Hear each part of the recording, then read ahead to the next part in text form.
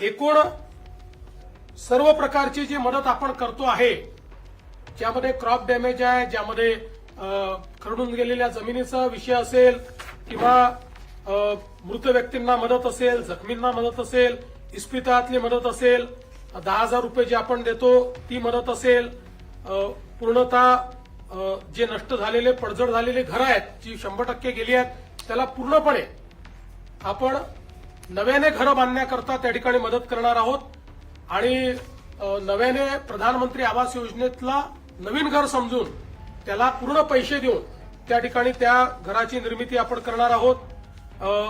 डोंगरी भागातली देखील जी घरं आहेत त्यांना 10,000 रुपये जास्तीचे देऊन त्या घरांना देखील आपण मदत करणार आहोत।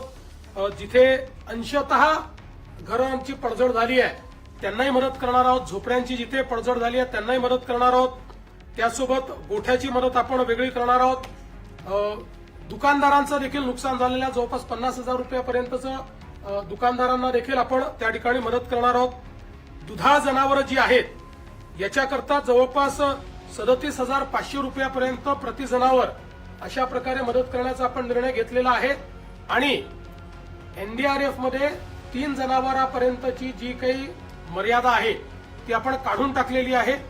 जेवढ्या जनावरांचं त्या ठिकाणी मृत्यू झाला असेल त्या प्रत्येक जनावराकरता राज्य सरकारच्या वतीनं कॉम्पेन्सेशन देण्यात जाईल।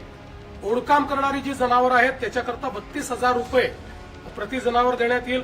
कुक्कुटपालनाकरता देखील आपण त्या ठिकाणी जो काही आपला दर आहे तो 100 रुपये प्रति कोंबडीप्रमाणे जेवढं नुकसान झालं असेल तेवढं देणार आहे।